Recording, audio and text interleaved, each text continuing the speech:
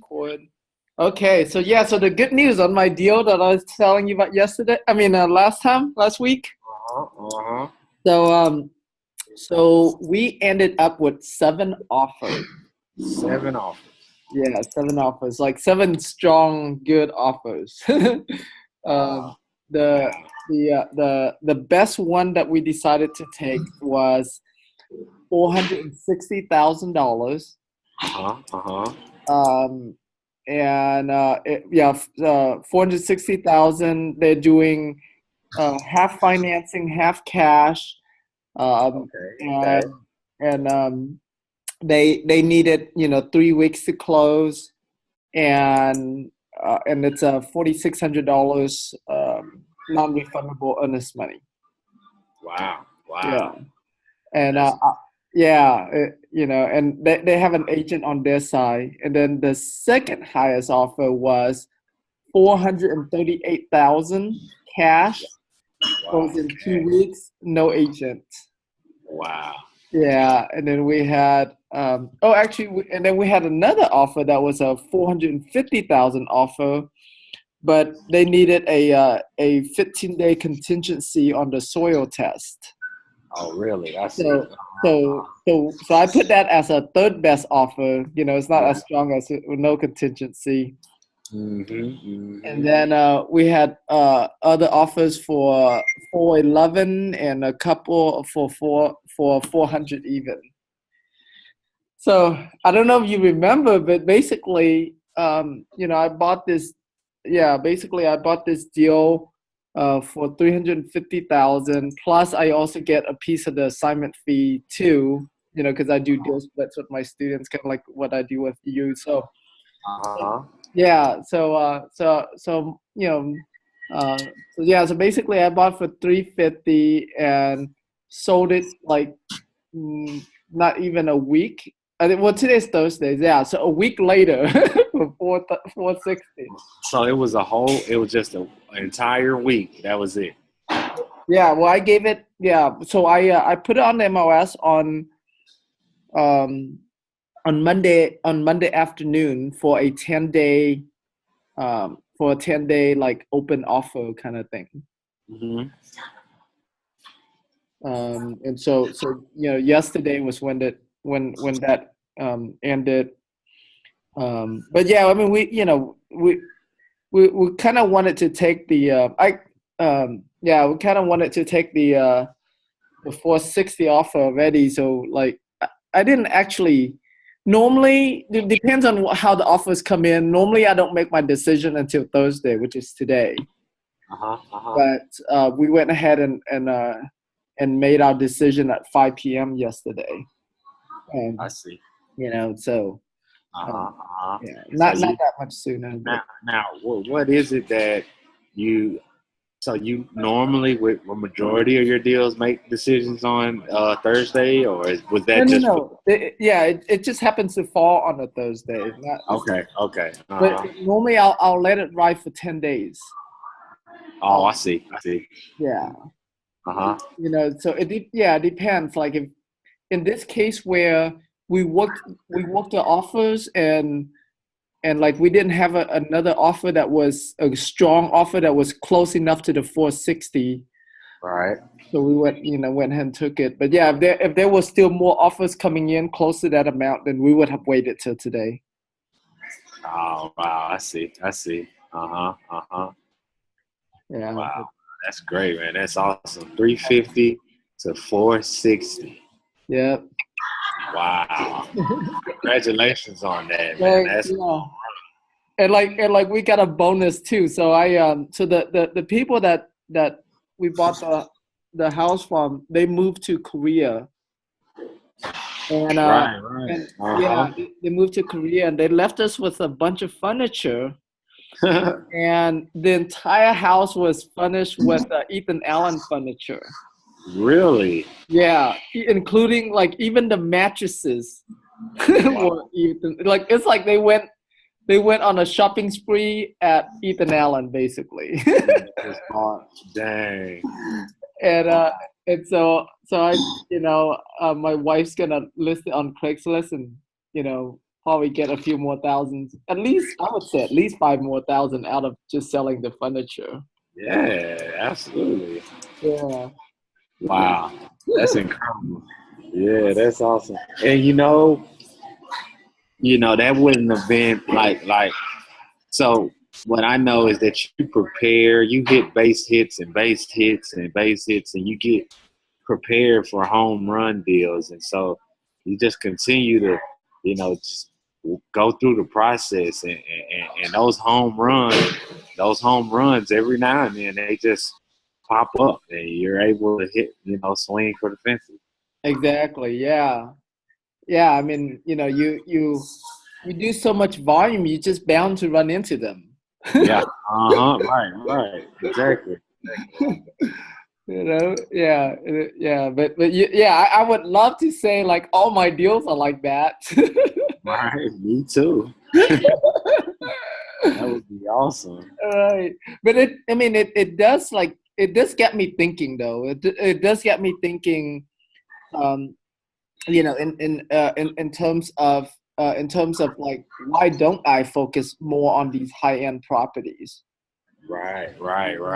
um the like, if you look at the margin, right, you know yeah, the margin is not great. It's not like 70% margin, but the profit dollar amount is great. Yes. Right. No, absolutely. um Yeah. yeah, and so yeah, I'm gonna be farming this neighborhood more, because now I have a bunch of cash buyers looking Yeah, specifically for, yeah. Now, yeah, these I kinds bet of you were neighborhoods. able to get a significant amount of interest. So, uh, yeah, I'm pretty sure you do have cash buyers just lined up, ready. Right. Yeah. So I'm gonna send my guys to, like, put out some flyers, do some door knocking. Hmm. Yeah. That's awesome. That's awesome. So you still believe in um, just kind of being in the trenches, sending guys to knock on doors and pass out flyers and things of that nature. Only when I want to target a specific neighborhood. Okay. Yeah. Generally speaking, the answer is no. Okay. Like, I don't just like randomly, have my people to do that on any neighborhood. Um, Okay. but yeah, and this is a little bit unique case. Yeah, because I mean, if I guess if I have someone consistent, who's consistent with doing the driving for dollars and knocking on doors, um, it's not too bad. But yeah, generally speaking, I like things that are more automated. And then only when I'm trying to target a specific neighborhood, then I'll do more of that kind of manual process. Yeah. Okay. Yeah. Absolutely. I, I asked because that was just a big thing for me early on, was trying to get a door knock and have people door knock for me and pass flyers out, and then I actually got some deals. But uh, yeah, so it was something that I've used. Right. Yeah. I mean, what you're doing, is definitely very good as well. Like, it's a proven process. Hmm. Yeah, it's just, it takes manual labor, and manual labor, a lot of time is not easy to scale or to do consistently. You're right. It's not. It's not. Yeah. Yeah. No. Yep.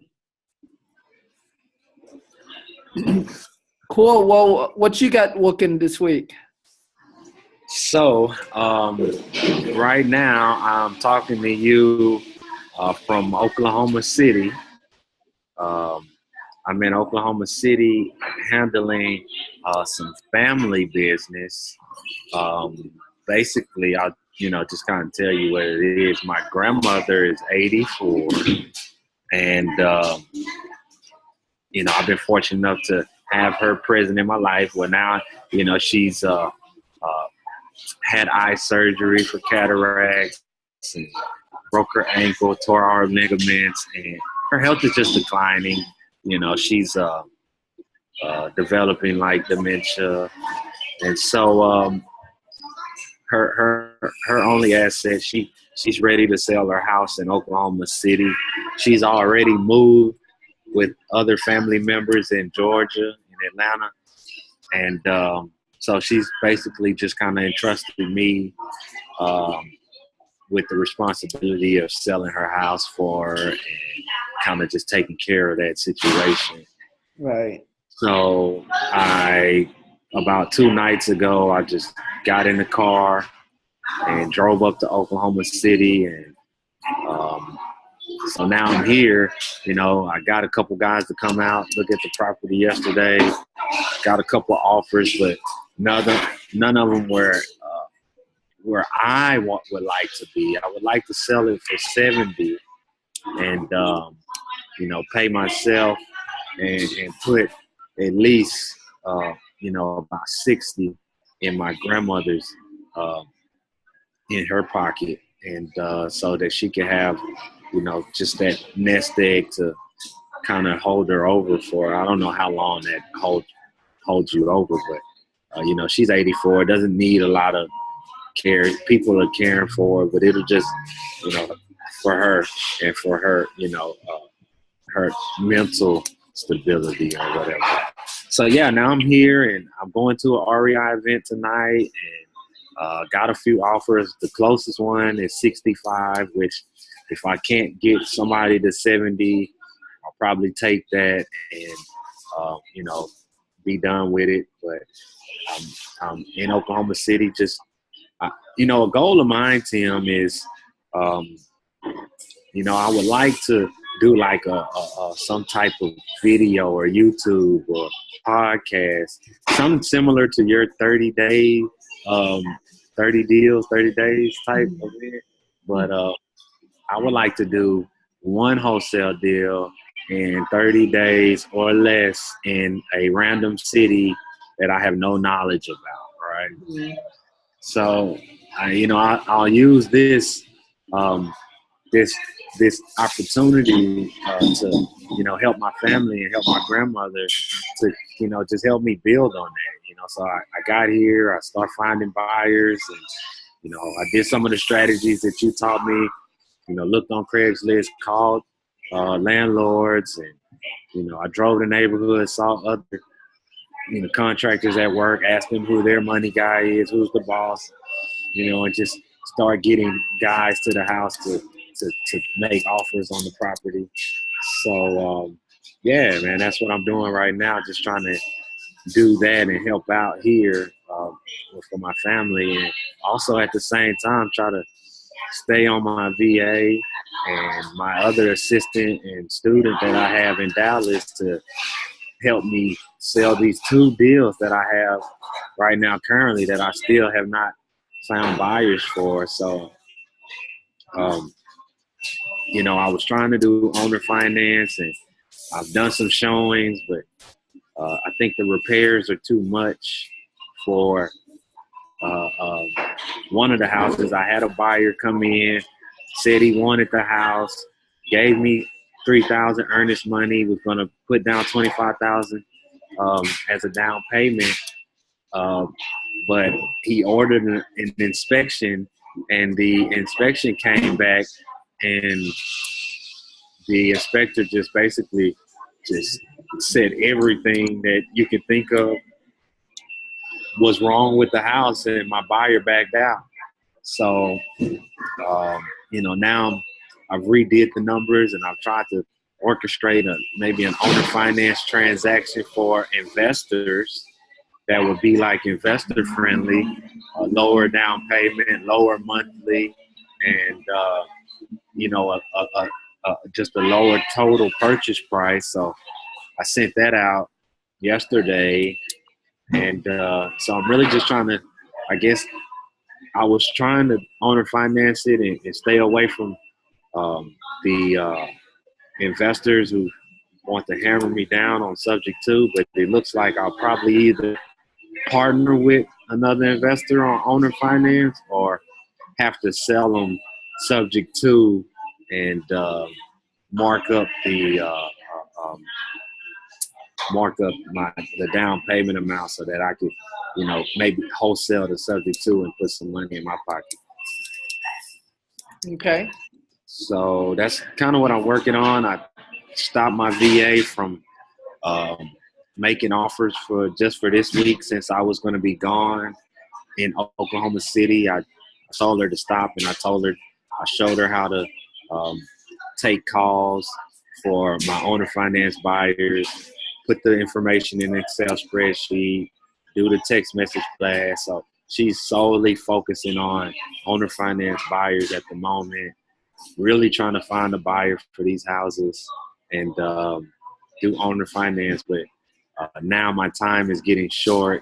I have until the first Tuesday of next month to find a buyer and get the deal closed. So I most likely I'll partner with an investor or just sell it subject to, like try to wholesale it subject to. Is this so actually before I ask about this deal, I want to go back to your grandmother's deal real quick. Okay. Since you guys already own the property, I think that to get the most money, it's best to list it on the MLS. Go ahead and list it on the MLS. Yeah. So like if you want to get 70 for it, I would list it on the MLS for about 60, maybe 55. And do it kind of like what I just did with my house. Let it run for 10 days and let them drive up the offers. Okay. So flat fee MLS it and let them drive up the offers. Correct. So I need to factor in about how much in closing costs, buyer's commission, and that's buyer's commission. If you want to pay for title as well.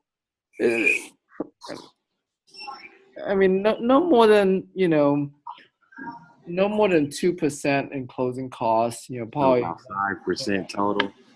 Yeah, about so. Okay. All right. You might have an offer from a buyer that they'll pay closing costs. That's all negotiable. Okay. But yeah, it's it works out because the MLS gives you a pretty big exposure, so it allows you to sell for more than what you can typically sell to a normal wholesale investor for. Mm-hmm. We don't have the ability to list every house on the if I have if there's a way to list every house on the MLS, like every house that we wholesale on the MLS, I would do that. Right. You would always make more money that way. But yeah, so whenever you can do that, you definitely want to do that. Okay. And if you're on a time crunch, then at least set it for a 7-day. Okay. I wouldn't go less than 7 days. I don't think you get enough exposure with less than 7 days. And I'll send you the language, but basically, it tells them that we'll take cash and hard money, cash or hard money offers, through whatever days it is, like that would calculate to be 10 days, and that's let me see if I can find my listing here so you can get the language.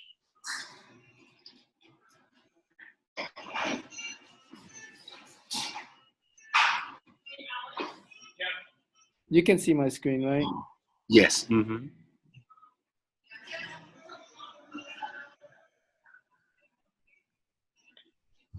In my case here, I had my wife listed because she's a broker, but any flat fee MLS listing agent would be fine.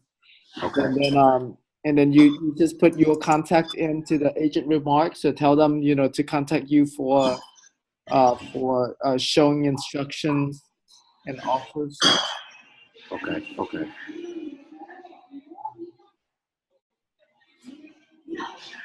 All right.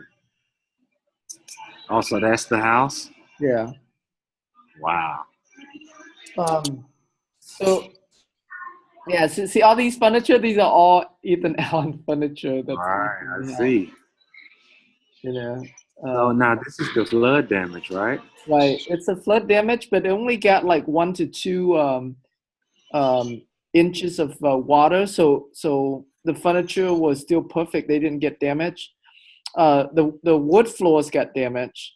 You can't really see it, but it's wrinkled when you step on it. Oh, okay. Okay. Uh-huh. Yeah. So now this house is just, it's not all of that great looking, and it's sell for 430. Yeah, It's the land. it's the land. Yeah. Uh, Yeah. let me. I need to log in. Uh, I can't see. Hold on. I'm gonna have to log inside to show you the agent remarks on it.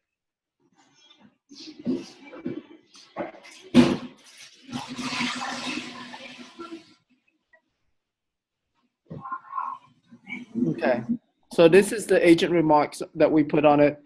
Property sold for lot value only, home flooded 1 or 2 inches, first time doing Harvey, being sold as is with no repairs, cash or hard money financing, accepting highest and best through Wednesday, October 11th, and then our title company.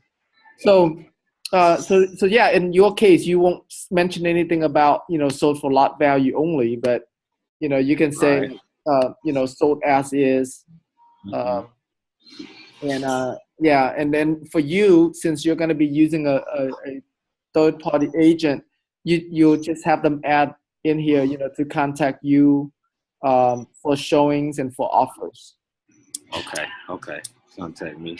Uh, yeah, and yeah, the if you look at the tax appraised value on this thing, the house is according to the tax appraised value, the improvement's only 15,000.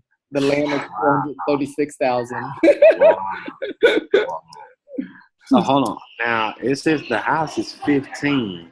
How is that? Is that because of Harvey, or No, no, is no. that?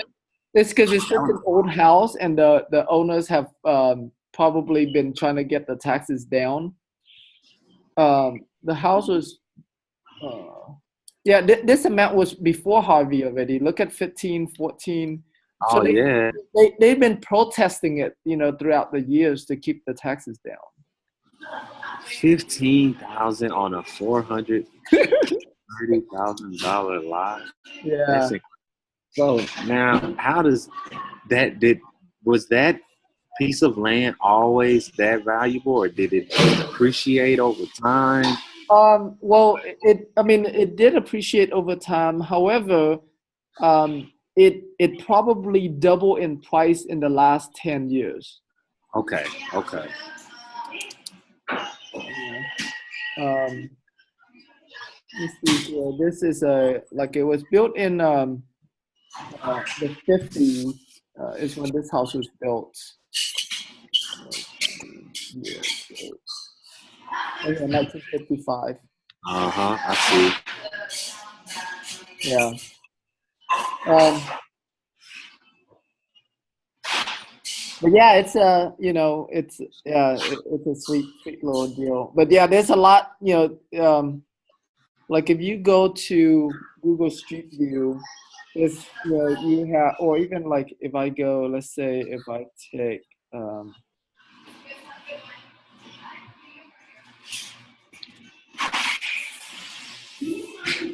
there's let's just take,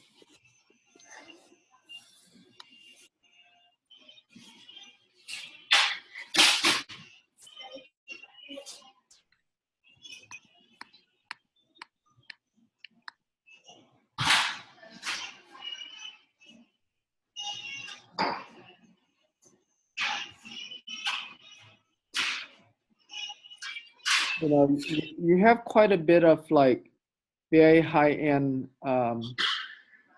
homes in the area. My house is in this section, so yeah.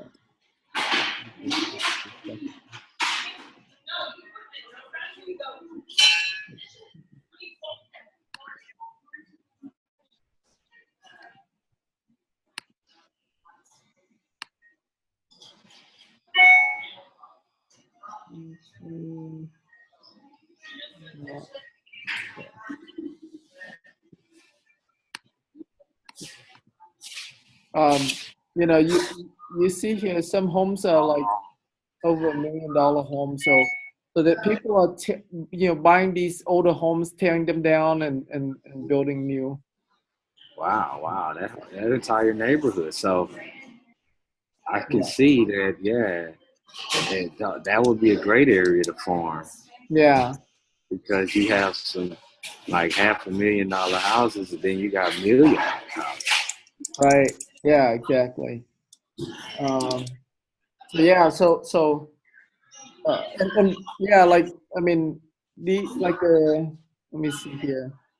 Yeah, it ranged quite a bit, but yeah, 1 to 2 million in the area. If you look at this one here, Hmm. Plaza, Mhm. 1.8 million.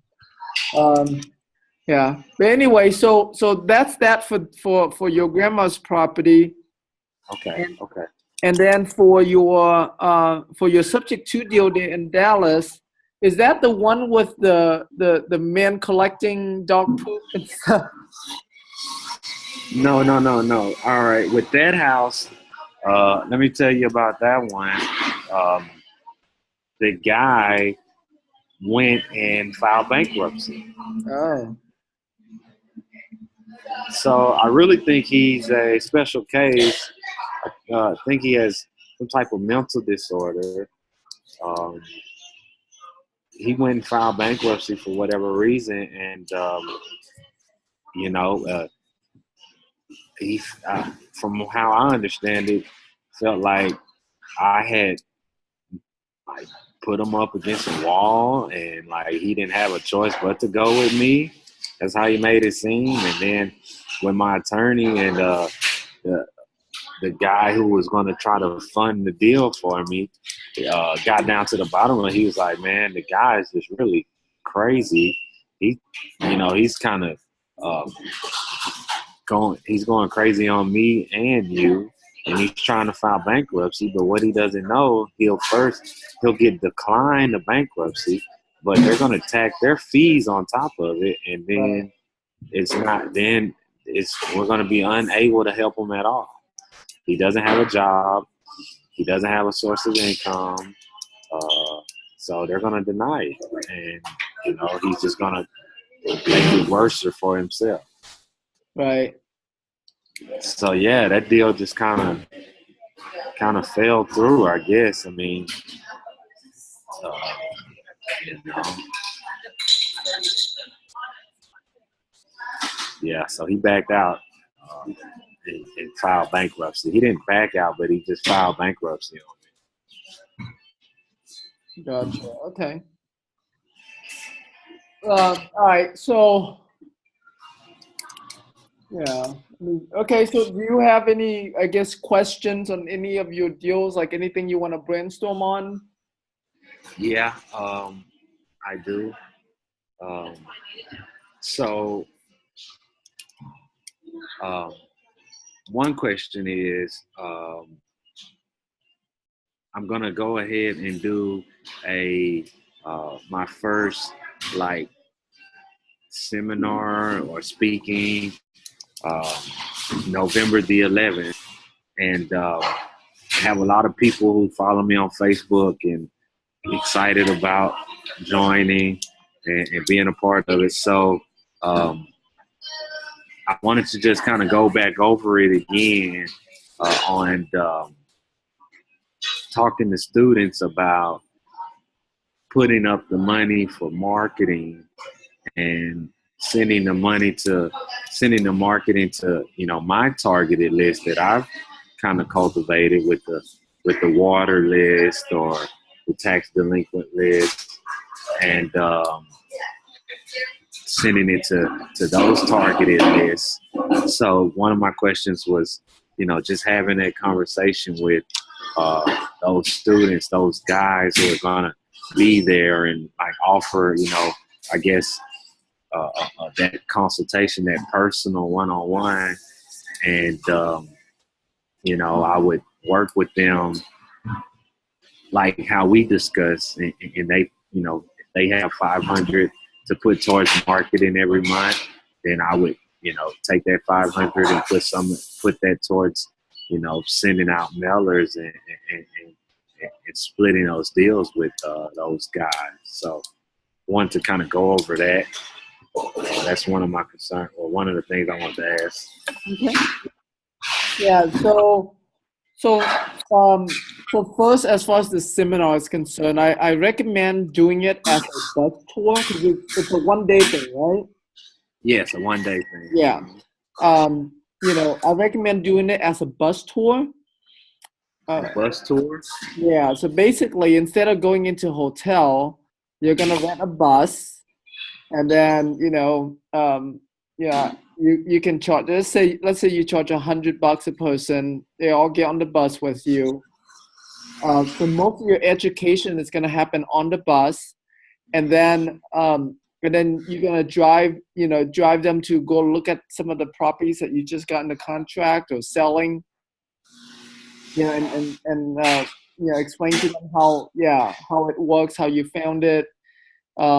Bus tour is very powerful because it allows them to learn through experience, and so which is really great value for them. Like people love that, it's like reality TV. And for you it allows you not to have to come up with so much content. Oh yeah. Like you can just teach on the fly. Like as you drive through neighborhoods, you can talk about the neighborhood. As you go to the house, you talk about the house. It's not so script.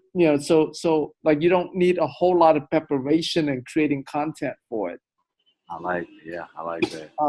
Yeah, and then so that's how I would do it. And bus tours always have a bigger draw than a seminar would. Okay.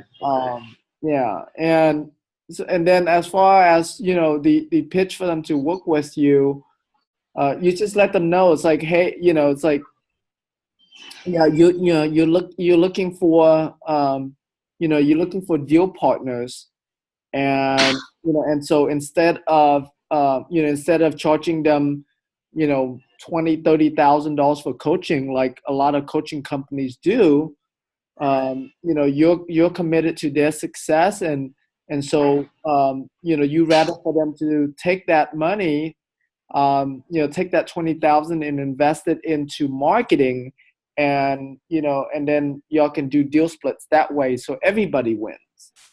Right? And and you can talk against like coaching companies in the sense of because a lot of companies, they charge you 20,000-30,000, and that's all the money that you have, and you don't have any money left for marketing. And versus versus this program, it's like I make money when you make money, right? So yeah, those are some of the key sort of the keywords to use to say. And you can start talking, if let's say your bus tour starts out at 9 o'clock and it's going to go until like 5 o'clock or something, pretty much after showing 3 deals, it's enough to build that rapport, build that trust.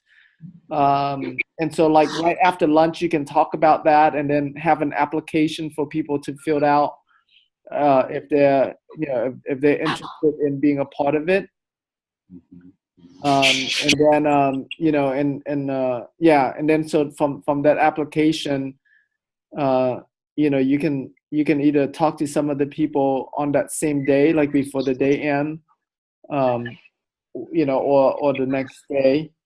Um, as far as how much money they put out in marketing, I would recommend that you focus on people who have at least $200. I mean, $2,000 a month in marketing. I'd rather for you to work with less people that have money to put toward marketing than working with more people with less marketing dollars. Yes. Because the people who have money, number one, they tend to be better performers. Yeah. Mm-hmm. Right. And number two, with more marketing dollars, you have more leads to work with, and so everybody wins, right? And you don't have to coach as many people, because when you take on too many students, especially if you're the only coach, you can't. Yeah, I mean, you're very quickly gonna be so busy with coaching that you won't even have time for deals anymore. Okay. Okay. Mm-hmm. And so you have to be mindful about that. And yeah, and taking on more people won't translate to more deals. um, taking on quality people will translate to more deals. Yeah. Yeah. Definitely. Yeah. So what you can do is, on your application, one of the questions could be, like, how much per month can you commit to marketing? For at least, at a minimum, you need them to commit to at least the first 4 months of marketing. So they can't back out of the marketing in the first 4 months. Okay. Like what I do here in Houston. I require that they pay $10,000 upfront for the first 4 months of marketing. The first month I spend 4,000, and then after that is 2,000 a month for the next 3 months. For a total of 10. And I do that so that way, like, out of the gate, the first month they have tons of leads to work with.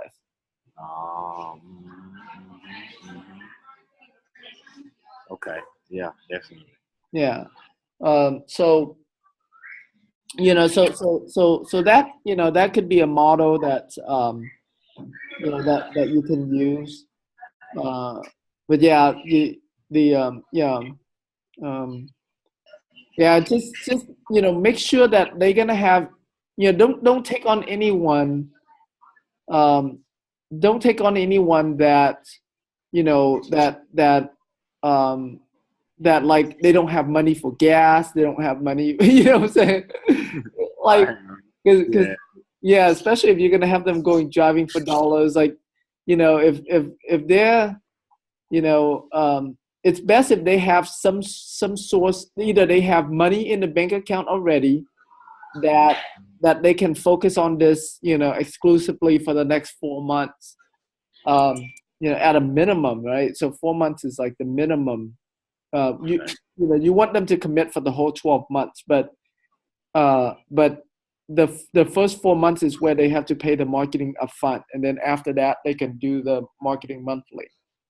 I see. Okay. Okay. Because it's very easy for people to drop out in the first 4 months when they see that, oh, this is more difficult than I thought. Right. Right. Yeah. Yeah. No, you're right. Okay. And then let me see what else. Uh, yeah, so I prefer either someone who have money in account and they want to do this full time, or someone who currently working, and have money, to do this, and their schedule is flexible enough that they can do this, part time. Um, I don't like taking on people who don't have a job and don't have money. Okay. All right. Yeah. Uh, No, I can see how that could be a big house. yeah, and stay away from pitching. You can do this with no money, no credit, um, that is super easy. Like, stay away from that kind of language, because I found that when I use those kind of language, it attracts the wrong kind of people. Oh, yeah. Yeah, I rather tell them, it's like, look, this is gonna be hard work, and like, I'm gonna teach you how to work smart about it, so that way, you get paid really well for your hard work. But don't Yeah. don't come in thinking this is gonna be easy, because if this is easy, like, anybody and the brother can already do this. Right. Right. Mm-hmm. Right? So, like, yeah, and like, you can even talk against, like, yeah, if you heard those infomercial gurus that talk about how easy it is to make money in real estate, run away from those. I mean, because it's a real business.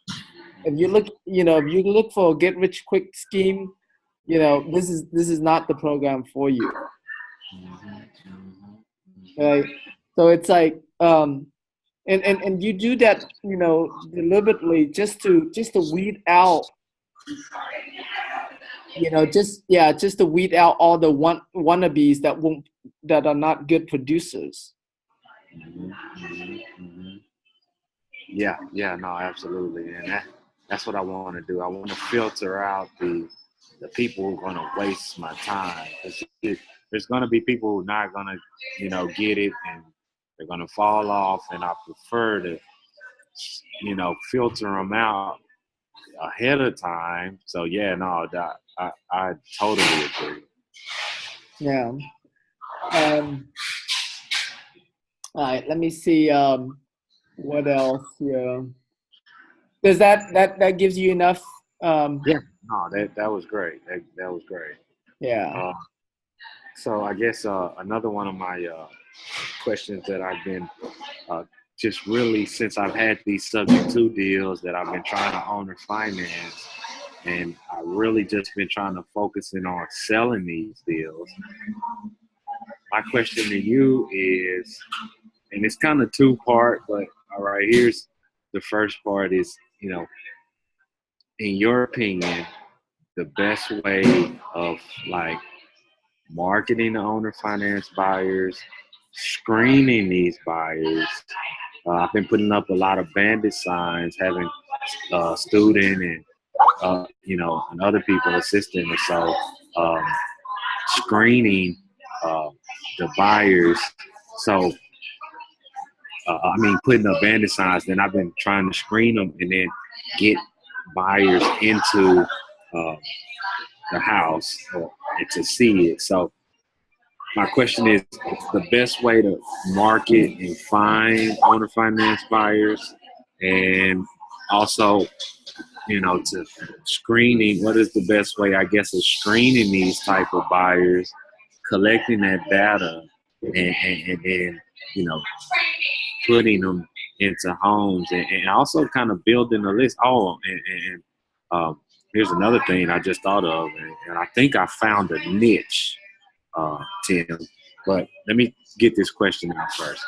So, marketing the owner finance buyers and screening the buyers to get them into the home is, I guess, my first part of that question. And so, yeah. Yeah.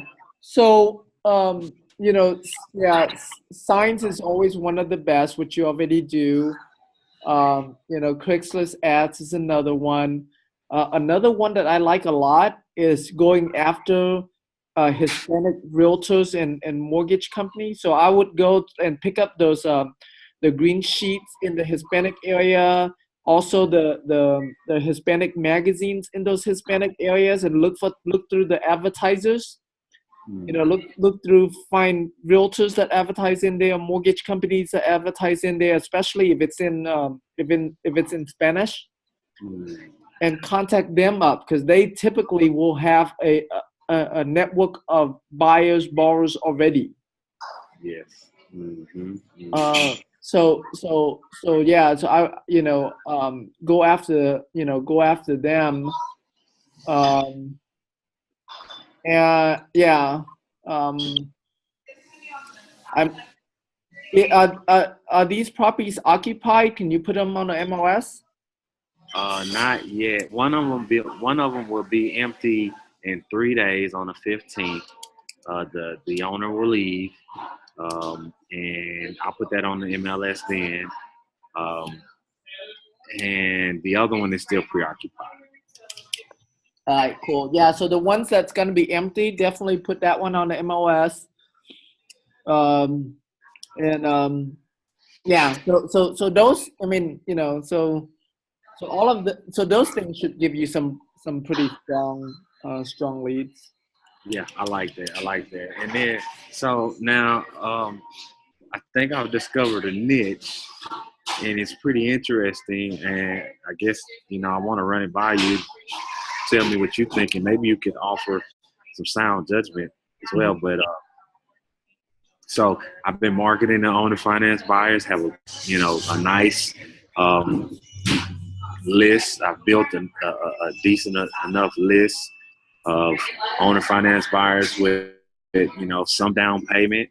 Well, I went online to the MLS, and I was after we talked, I think last week, I was trying to put the properties on MLS. I was asking realtors that I know, how do I do it? How do you get your commission? I'm only really seeking the down payment. Like, how does all of that work?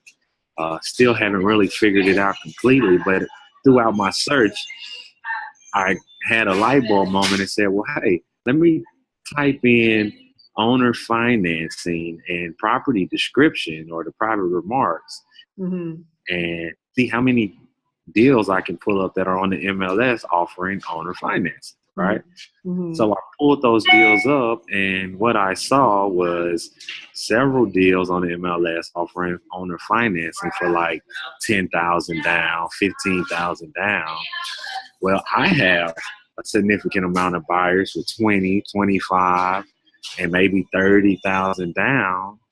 And so I figured that, hey, why don't I call those realtors and tell them I have a buyer for their home, and basically you're asking 10,000 and my buyer has more, and I'm going to charge my buyer a fee and basically bring them to you though. So um, that was the niche I think I've discovered. It's just having these owner finance buyers that want houses, and then finding these houses on the MLS that have these low down payments where I could perhaps squeeze 10,000 out of the deal because my buyer has 20 and the MLS seller only wants 10. Right. Yeah, I And mean that's that's definitely a good idea. The tricky part to that, because when you have an agent involved and you bring a buyer, it makes it looks very much like you're representing the buyer, right? right, It's yeah, it gets too tricky. So I would just modify that strategy by contacting the owner financing investors, out of Craigslist, out of, green sheets, things like that, um, and contacting the investors directly and not go through an agent. I see. Okay. And then, I mean, there's, uh, there's also for sell by owners that you can reach out to and see if they would be open to owner financing, or even for rent. So, for example, let's say you contact a for rent by owner, and you say, hey, I noticed that you have a house for rent. Would you be interested in selling it outright instead of just renting it? And they're like, well, it depends on the price, but I would consider that. It's like, great, yeah, like we buy and sell houses, and yeah, we don't we have buyers who, some of them they can qualify for a loan and buy right now, and some of them, they have a few dings on their credit that they need us to owner finance it to them for a certain amount of time, while they're cleaning up their credit and refinance. And right now we're out of properties right now, and so I'm reaching out to you to see if you would be interested in selling your house to one of our owner finance buyers. I really like that. Yeah. And so that's what you would say to someone who has a house for rent. For sale by owner, you would say something a little similar to that, but you're like, hey, I noticed that you have your house for sale. I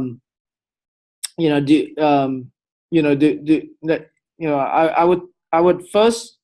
I always try to buy their house first, but right. I would say, well, are you interested in in a cash offer, at a discount from our investment company? If they say no, I'm looking to sell to a retail buyer, then I would come back with, yeah, well, I mean, if you can sell your house like for market value, in the next couple of weeks, is that something you'd be interested in? And no commission to you, no cost to you. We buy and sell houses, and some of our buyers, they can qualify for a loan now. Some of them, they have a few dings on their credit, and so they need us to owner finance it to them while they're repairing their credit, and then refinance and cash us out.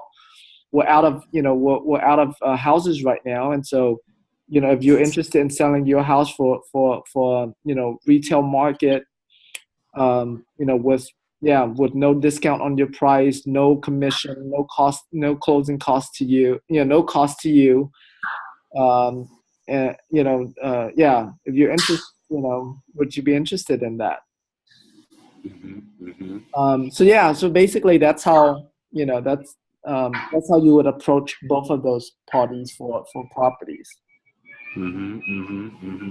Okay. And so now a lot of times when it doesn't sound as great as that when I say it, but a lot of times when I offer like those type of terms, sellers want to get paid right away, right? And so, with owner financing, you won't get paid right away. You're basically holding up. And what have you found to be the best way to kind of convey that message that you'll be receiving full retail price for the home? You'll get a significant down payment, but you'll basically wait for your money. You basically have to wait a little while for to be cashed out. So hold on, let me make sure I'm clear. So because there's two different types of owner financing here. There's the owner financing where you as the investor are gonna buy it, with owner financing, right? Which is for the purpose of this conversation, we're not talking about those type of deals. Okay. For the purpose of this conversation, we're only talking about the type of deals where you bring them the buyer, you get some down payment. Basically, you help them put the deals together. The seller and the buyer are gonna get into the deal together, right? Kind of like that strategy that you were talking about with the MLS properties. Okay. So we're talking about those type of deals. So I tell I'll tell my sellers these buyers that we have, they're not qualified to get a loan today, and be able to cash you out today. However, they will be working on their credit while this owner financing is happening. and yeah, and we have a credit repair company that we set them up with to help them get their credit cleaned up, so that way as soon as their credit is where they can get a loan, their plan is to refinance and cash you out, so that they can have a lower interest rate. And so while I can't promise you when that's going to happen, but typically, our buyers are, their goal is definitely try to refinance and cash you out, as soon as they can. Okay, I see. So now I will keep the down payment myself and just structure the deal for the seller, basically creating the note for them to be cashed out on. Yeah, so depending on what that down payment is, some of these sellers might not like that idea. Now, if you create with them ahead of time and said, so the way it works is that the buyer's going to put, 1 month's worth of payments as a down payment, and the rest in monthly, in monthly payments. It's better if you give the seller something, even if it's that 1 month. Then you keep the rest. Then they already have that understanding, like they already have that expectation going in. So, so when the buyer puts a bigger down payment, that you can get that out, as your fee, and you tell the seller that it's the buyer that's paying you that. The buyer's giving them the down payment just like you promised them, and the buyer's paying you your fee on top of that. Awesome. And so the way that works is that you have to mark up the price. So for example, let's say the owner wanted $100,000 for the property, right, and you're gonna get a $10,000 down payment.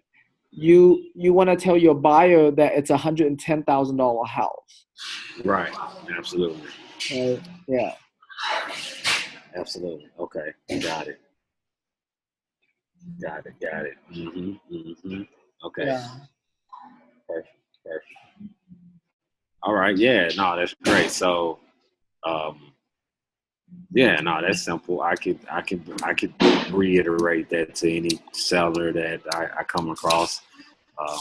What I have found is that the sellers that are renting or typically the people who list their house on owner financing, most of them are investors. They're not normal homeowners, right? Yes. So those are pretty easy to deal with. And then the second set of people who are also easy to deal with are the ones that are renting their property, because they're already expecting monthly payments. They're not thinking chunk of cash up front, right? It's the for sale by owners that will want all the money up front, and so you just have to explain to them, like, look, with this setup, you'll be saving a lot of money. You're saving money on commission. You're saving money on closing costs. You're saving money, on taxes. And so, so I mean, most people will tell you no. Yeah. However, you will run into people who are open to that. Absolutely. Okay, great. And then when you say go to those investors, so basically bring my buyers to the investors deal and just tell the investors I want to split the down payment. You can split the down payment, or depending on how much they're asking for down payment. Right. Okay. Yeah, a lot of times in Dallas, man, what I've been seeing is 30 and 40 on Craigslist. Wow, that's crazy.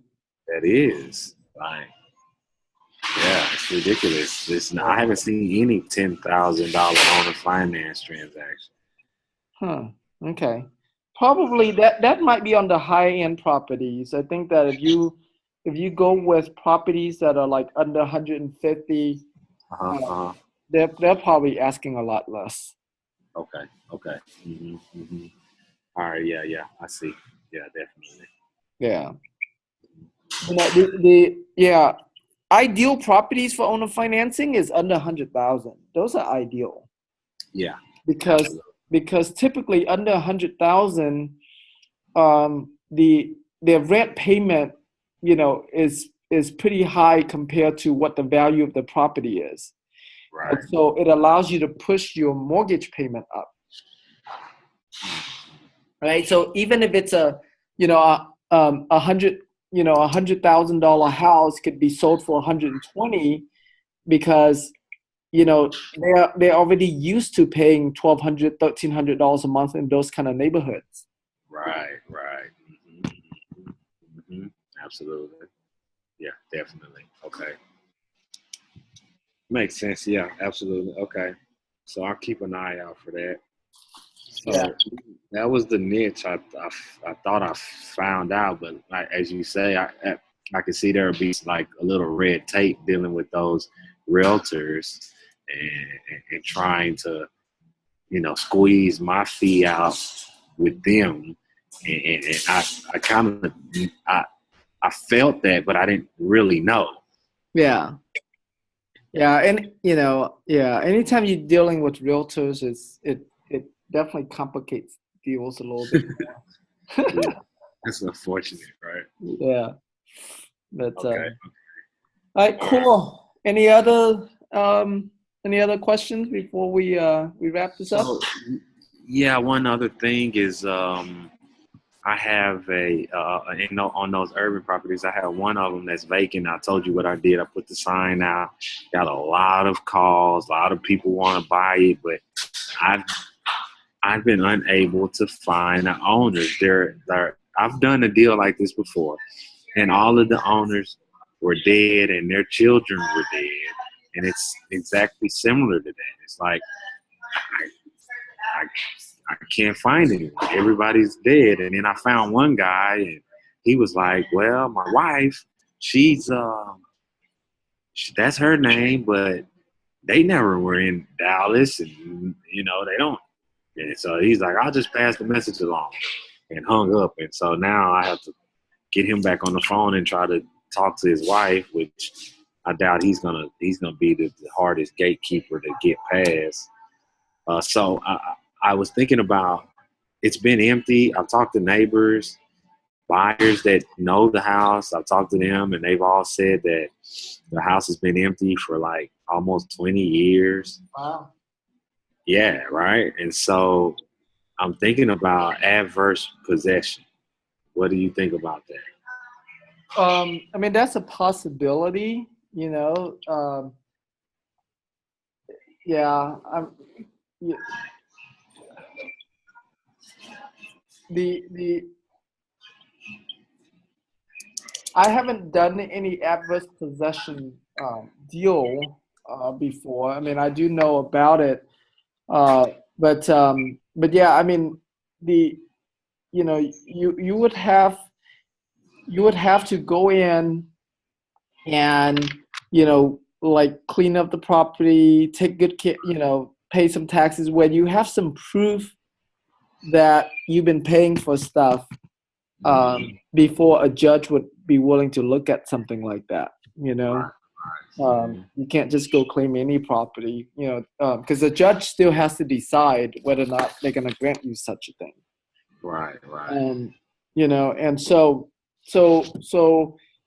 if you want to take a chance and clean up the place and rent it out, and and then pay the taxes for a few years, um, before you proceed with the adverse possession, I think that's a possibility. Um, Mhm. you know, but I don't know about just going straight in and trying adverse possession from day one. I think that's a tough one. Well, yeah, no, no. I think there's like a statute of limitations for like 2 years. I think you have to at least pay, be you have to show possession, show that you've cleaned it up, like you said, and you made it, nice, and paid some taxes, like you said, and then you can take it in front of the judge. Yeah. Okay. Yeah, yeah.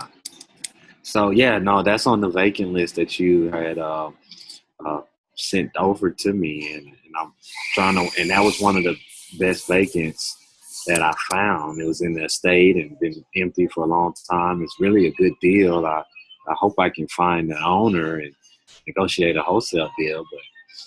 But so yeah, no. Um, Is it in a condition where you can clean it up without too much money before you can rent it?